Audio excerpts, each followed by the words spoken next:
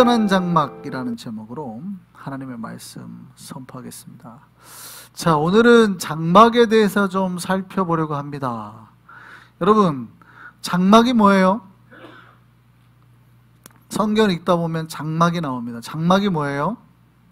영어로 하면 텐트죠, 텐트. 장막이라는 게 영어로 하면 텐트입니다. 이스라엘 백성들은 광야 생활을 오래 하죠. 근데 광야 생활은 무슨 생활이냐면 장막 생활입니다. 텐트 생활이에요. 밖에다가 그냥 텐트 치고 사는 거죠. 그래서 그들은 장막이 굉장히 익숙합니다.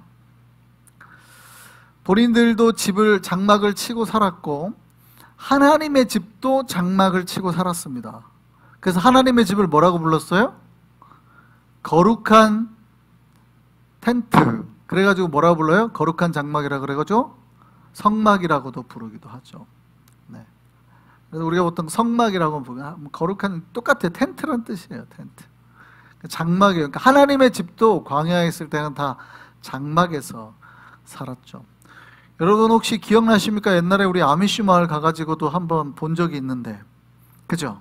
가가지고 우리 성막, 그때 뭐 우리 교회에서 단체로 안 갔더라도 개인적으로 혹시 가셔서 다 보셨죠? 보신 분들 계시죠?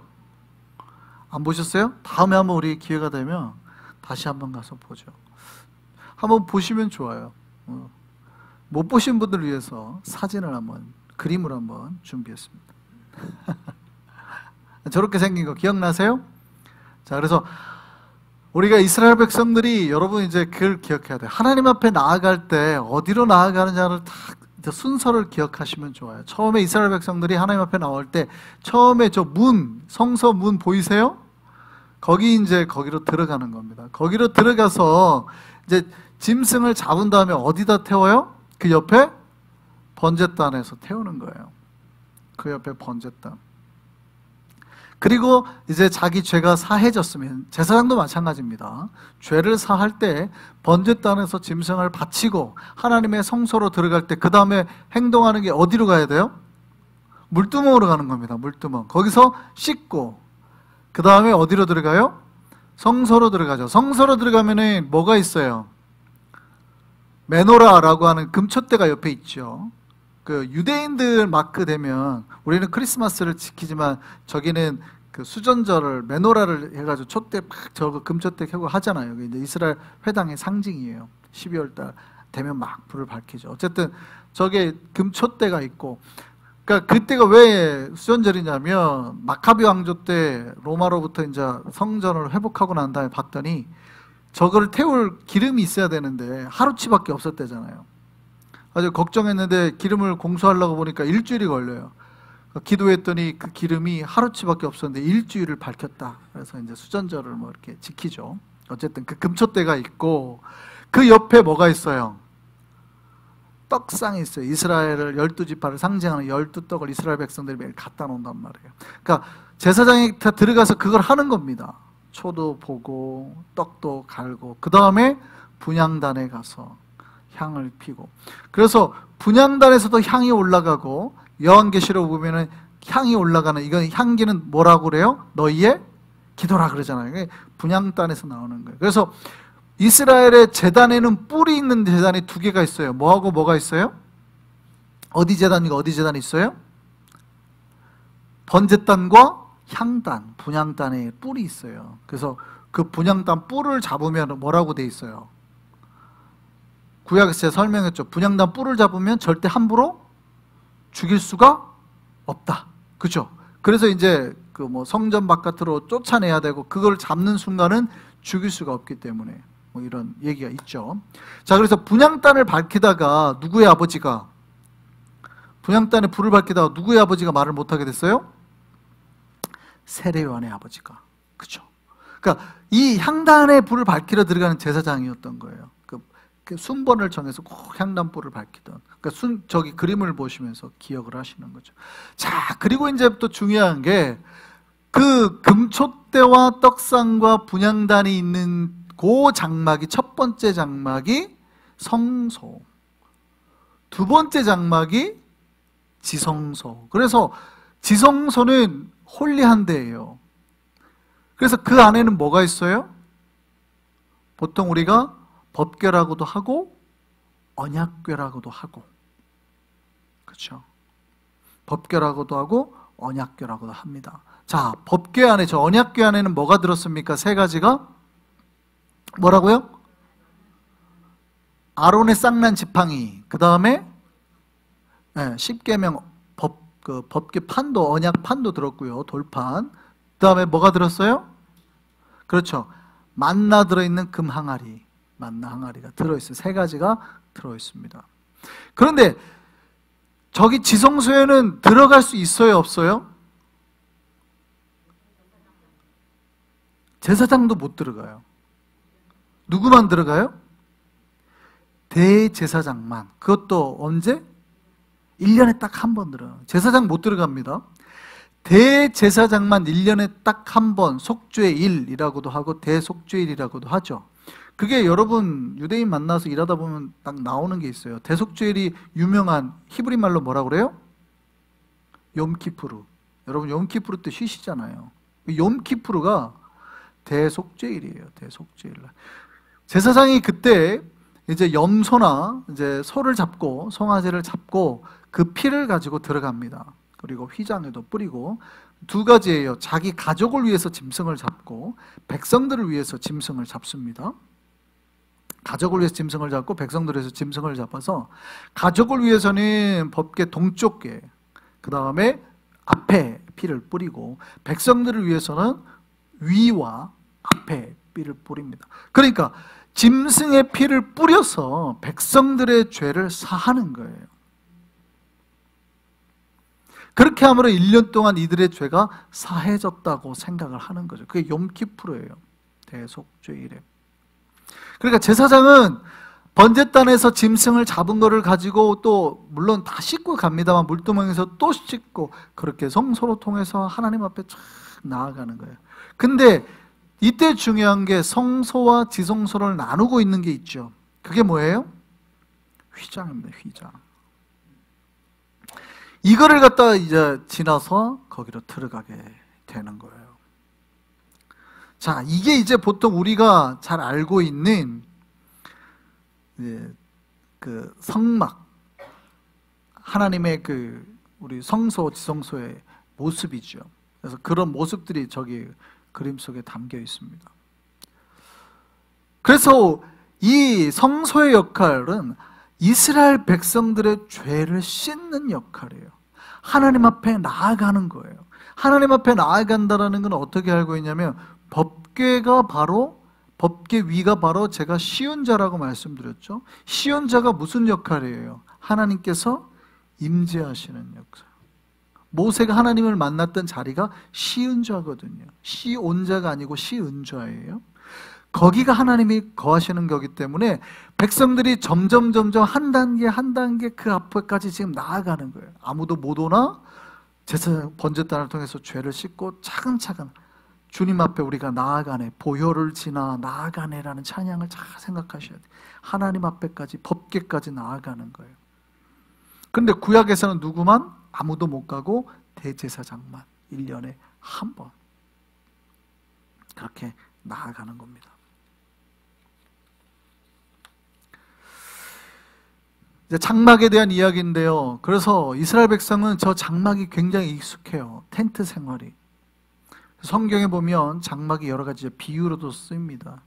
그래서 성경에 보면 장막을 뭐로 표현하냐면, 자기의 이 땅에 살고 있는 육신의 몸을 장막이라고 하죠. 그래서 여러분이 가끔 기도할 때, 뭐 장로님들 기도할 때 그 하는 거 있잖아요. 이 육의 장막을 벗고 하잖아요. 그게 무슨 얘기입니까? 그때 말하는 장막이 뭐예요? 여러분의 육신을 말하죠. 성경에 실제 그렇게 말을 합니다. 여러 가지 뭐 집을 말하기도 하지만 영혼의 집인 몸을 이야기하기도 하거든요. 고린도후서 5장 1절 4절 한번 볼까요? 바울이 뭐라고 했는지 한번 보겠습니다. 시작. 만일 땅에 있는 우리의 장막집이 무너지면 하나님께서 지으신 집 곧 손으로 지은 것이 아니요 하늘에 있는 영원한 집이 우리에게 있는 줄 아는지라. 여기서 말하는 우리의 장막집이 무너진다는 것은 무슨 얘기일까요? 우리의 텐트가 무너진다는 얘기일까요? 우리가 죽으면 그 얘기예요. 우리가 죽으면. 자, 그래서요, 한번 다 계속 읽어보시죠. 참으로 우리가 여기 있어 탄식하며 하늘로부터는 우리 처소로 덧입기를 간절히 사모하노라. 이렇게 입으면 우리가 벗은 자들로 발견되지 않으려 함이라. 참으로 이 장막에 있는 우리가 짐질 것 같이 탄식하는 것은 벗고자 함이 아니요 오히려 덧입고자 함이 죽을 것이 생명의 삼킴바 되게 하려 함이라. 이게 무슨 말인지는 제가 좀 이따 한번 말씀드릴게요. 그러니까 지금 이 육신의 장막, 우리 몸을 장막으로 표현했다는 거예요. 베드로 사도도 이렇게 말했습니다. 베드로서 1장 14절 말씀 보시죠. 같이 읽겠습니다. 이는 우리 주 예수 그리스도께서 내게 지시하신 것 같이 나도 나의 장막을 벗어날 것이 임박할 줄을 알미라. 여기서 뭐예요? 이 장막도 육신의 장막. 나도 이제 곧 죽을 날이 임박한 것을 내가 알겠다. 그런데 바울은 굉장히 앞에 표현이, 앞에 거 한번 다시 한번 볼까요? 신학적으로 무슨 얘기냐면 굉장히 중요한 얘기인데, 우리가 이 장막을 죽는다는 거는 이 장막을 우리가 벗는 게 아니라는 거예요. 벗는 게 아니라, 옛 장막을 우리가 벗는 게 아니라 하늘의 것으로 덧입게 되는, 하늘의 처소로 덧입게 되는 것이다. 그리스도의 몸으로 변화가 되는 것이고, 그게 무슨 얘기냐면 죽을 것이 생명의 삼킴바 되게 함이라. 그러니까 우리는 죽을 몸이나 생명의 몸으로 완전히 새롭게 됐다는, 생명이 죽을 거를 삼켜서 완전히 새로운 존재가 되게 한다는 거예요. 굉장히 영적인 이야기죠. 그러니까 유대인들에게 장막이 굉장히 중요해. 이 장막이 무너질 날이 온다라는 거죠. 그러니까 신앙은 뭡니까? 이 땅의 옛사람의 옛 장막을 벗고 새 장막을 받는 것, 이 땅의 육신을 벗어나서 하늘의 장막을 받는 것. 우리가 이 땅의 삶에서 몸에 찌들려 죄에 눌려져 육신에 눌려져 욕망에 눌려진 삶을 사는 것이 아니라 하늘의 것을 품고 살고 천국을 품고 살고 예수 그리스도를 맞아서 예수 그리스도의 몸으로 살아가는 것이 신앙이라는 거예요. 그래서 우리는 이 땅의 육의 장막이 아니라 온전한 장막 안에 살아야 되는 거예요. 오늘 히브리서 말씀에 그 얘기를 하는 거예요. 오늘 이 본문 11절에 하늘에 쳐서 하나님께서 계시는 집, 온전한 장막, 하늘로 표현해도 이해하셔도 되고 예수 그리스도의 몸으로 이해됩니다. 그 11절에 온전한 장막이라고 얘기하는 게 그게 오늘 본문이에요. 제가 한번 읽어드릴게요. 그리스도께서 장래 좋은 일에 대해 세상으로 오사 손으로 짓지 아니한 것 곧 이 창조에 속하지 아니한 더 크고 온전한 장막으로 말미암아 신자를 더 이상 육의 장막이 아닌 새로운 것, 온전한 장막으로 덧입게 하기 위해서 예수께서 십자가를 지셨다는 겁니다. 믿으십니까? 예. 그럼 원래 하나님 앞에 나아가면 성막의 절차를 거쳐야 되죠. 흠없는 제물을 잡아서 피를 담아서 주님 앞에 나아가야만 했습니다. 아무나 가능한 것도 아니고 대제사장만이, 그것도 1년에 한 번 가능했습니다. 아무도 거룩하신 하나님 앞에 가까이 나아갈 수 없었죠. 그런데 예수께서 십자가에 죽으심으로 우리가 하나님 앞에 담대히 나아가게 됐음을 믿으시기 바랍니다. 예수께서 십자가에 죽으신 이유가 이 육신의 장막에 사는 존재가 완전한 장막, 온전한 장막, 하늘의 처소를 덧입고 살게 하시려고 죽었다는 거예요. 그럼 여러분은 비록 이 땅의 육의 장막 속에 살고 있는 것 같지만 뭐를 누리면서 살아야 돼요? 매일매일 천국을 누리면서. 이렇게도 생각할 수 있어요. 내가 내 몸 속에 사는 것 같지만 그리스도의 몸으로 사는 것. 여러분 성찬하시잖아요. 성만찬하시잖아요. 성만찬할 때 떡을 먹을 수 있는 이유가 뭡니까? 내가 그리스도의 몸이기 때문에 먹을 수 있는 겁니다. 믿으십니까? 그러니까 내가 비록 이 땅에 내 육신으로 사는 것 같지만 나는 내 육신으로 사는 게 아니라 그리스도의 몸으로 사는 것이요. 나는 비록 이 땅에 살고 내 마음속에 사는 것 같지만 천국을 누리면서 사는, 하늘의 처소를 덧입고 살아가는 것. 그런 사람은 죽는 것 같지만 생명이 이미 죽음을 삼켜서 더 이상 죽음이 아니라 생명 안에서 영원한 영생의 삶을 살 수 있게 되는 거예요. 믿으십니까? 예. 그래서 오늘 본문에 뭐라고 그래요? 야, 짐승의 피로도 짐승의 피로도 너희가 죄 씻음을 받았다고 믿었는데 하물며 하나님이신 그리스도의 피가 우리를 정결하게 하지 못하겠느냐?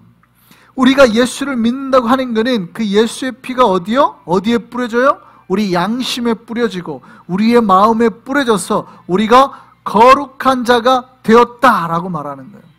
오늘 본문 제가 다시 한번 읽어드릴게요. 자, 염소와 황소의 피와 및 암송아지의 죄를 뿌려 부정한 자에게 뿌려 그 육체를 정결하게 하여 거룩하게 하거든. 하물며 영원하신 성령으로 말미암아 흠없는 자기를 하나님께 드린 그리스도의 피가 어찌 너희 양심을 죽은 행실에서 깨끗하게 하고 살아계신 하나님을 섬기게 하지 못하겠느냐. 할렐루야.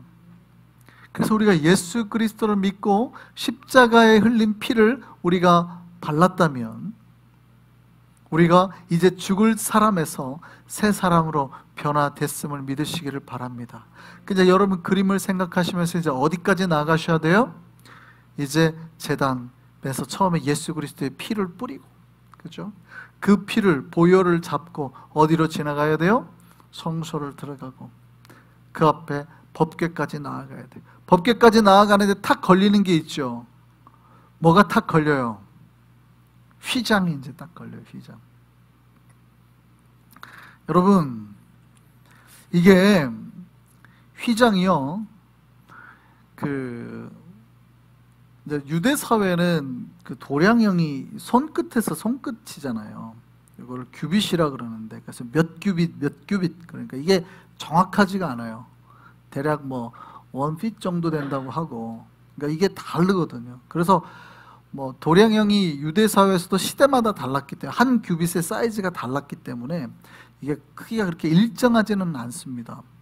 그런데 대략적으로 이 휘장의 길이가 대략 어느 정도 되냐면 미터로 따지면 15m에서 20m 사이, 이 길이가 폭이 대략 한 10m, 그러니까 20m니까 대략 성인 남성 한 10명? 15m, 20m 잡으면 대략 우리가 2m가 안 되니까, 그죠? 사람이 보통 2m가 안 된다고 잡았을 때 대략 10명이 섰을 때의 높이만큼 어마어마하게 큰 거죠. 성소에 걸려있는 나중에 그 휘장의 그 높이가 그랬다 그래요. 두께가 얼마였을까요? 두께가 10cm, 대략 이만큼. 여러분 휘장이 얼마나 무거운지 아시겠어요? 그러니까 이걸 이제 피를 거기다 뿌리잖아요. 그러니까 이게 지저분해지면 안 되니까 어떻게 해야 돼요? 정결탕에 한 번씩 넣었다 빼야 되거든요. 이거를 갖다가 정결탕에 넣어서 한번 이렇게 정결케 해가지고 다시 걸어야 됩니다. 이때 제사장이 몇 명이 달라붙었게요? 유대 전승의 기록에 보면 제사장 300명이 달라붙었다고. 어마어마하게 무겁다는 거죠. 이게 어마어마하게 무겁다는 거예요. 그래서 유대 전승이 이런 말이 있어요. 이게 황소 6마리가 달라붙어가지고 찢으려고 해도 안 찢어진다. 사실은 우리가 하나님 앞에 나아가는데 그런 게 가로막혀 있는 거예요. 여러분 휘장이 그냥 천이 아니에요. 헝겊이 아니에요. 휘장이 그냥 여러분 그냥 대충 있어가지고 누가 가서 이렇게 한번 이렇게 훑어보고 안에 뭐가 있나, 그럴 수가 없는 거예요. 강철보다 더 두꺼워요. 강철보다. 총으로 쏴도 뚫리지도 않아요. 10cm면. 여러분 우리가 하나님 앞에 나아가는 길이 그렇게 막혀 있다 이 말이에요. 아무나 못 나가는 거예요. 여러분이 나아가고 싶어도 절대 나아갈 수가 없다 이 말이에요. 근데 여러분 예수께서 십자가에 죽으실 때 어떤 사건이 일어났다고 기록하고 있어요? 여러분 아실지 모르겠지만 모든 공간복음에 다 기록되어 있습니다. 동일하게. 복음서에, 공간복음서에 다 동일하게 기록이 되어 있어요. 마태복음 한번 볼까요? 마태복음 27장 51절 말씀 보시죠. 마태복음 같이 읽겠습니다. 시작. 이에 성소 휘장이 위로부터 아래까지 찢어져 둘이 되고, 이게 여러분 우리가 이걸 봤을 때는 우리가 처음에 예수님 십자가에 죽으셨을 때 나타나는 거예요. 근데 이걸 봤을 때 우리가 보기에는 그냥 천이 그냥 뭐 실수로 쭉 찢어졌나 보다 잘못해서 뭐가 툭 쳐가지고 툭 찢어졌나 보다 이렇게 생각할 수 있는, 절대 찢어질 수가 없는 천이에요. 300명이 달라붙어야 겨우 옮길 수 있는 천이라니까. 마가복음 한번 볼까요? 같이 읽습니다. 이에 성소 휘장이 위로부터 아래까지 찢어져 둘이 되니라. 누가복음에서는 좀 더 디테일하게 기록되어 있습니다. 같이 한번 보시죠. 성소의 휘장이 어디가 찢어져요? 한 가운데가 찢어지더라. 여러분, 예수께서 십자가에 죽으셨을 때 모든 공간복음 기록자들이, 복음서 기록자 하는 말이 뭐냐면, 이게 놀라운 사건이라는 거예요. 찢어질 수 없는 게 찢어졌다는 거예요. 이렇게 두꺼운 휘장이 그냥 위에서 아래로 반으로 쫙 가운데가 갈라졌다는, 이럴 수 있냐고요? 이럴 수가 없죠. 예수께서 십자가에 죽으심으로 어떤 일이 벌어졌냐면, 이제는 우리가 하나님 앞에 담대히 나아갈 길이 열렸다라는 거예요. 할렐루야. 여러분이 예수 그리스도의 보혈의 피를 가지고만 있다면, 그 피를 뿌리면서 주님 앞에까지 나아가서 하나님을 이제 만날 수 있게 되었더라는 거예요. 이것이 우리에게 은혜이기를 바랍니다. 그럼 여러분이 힘들 때 어떻게 해야 되겠어요? 여러분 앞에 더 이상 휘장이 없잖아요. 담대히 주님 앞에까지 나아가시기를 바랍니다. 여러분이 기도할 때 기도 소리가 막히지 않고 주님 앞에까지 전달이 되는 거예요. 여러분, 은혜의 자리, 위로의 자리를 찾으러 어디를 가시는 거예요? 휘장을 지나서 주님 앞에까지 나아가는 겁니다. 보혈을 지나 보혈을 들고 그 피를 붙잡고 그 앞에까지 나아가는 겁니다. 그러면 주님께서 만나 주시고 위로하여 주시고 역사하여 주시는 것이죠. 여러분, 우리는 더 이상 이 땅의 장막이 아닌 온전한 장막인 예수 그리스도 몸으로 살게 됐음을 믿으시기를 바랍니다. 그 장막 속에서 온전히 주님의 은혜와 기쁨을 누리며 살아갈 수 있는, 예수의 피를 붙잡고 살아갈 수 있는 저와 여러분 되기를 소망합니다.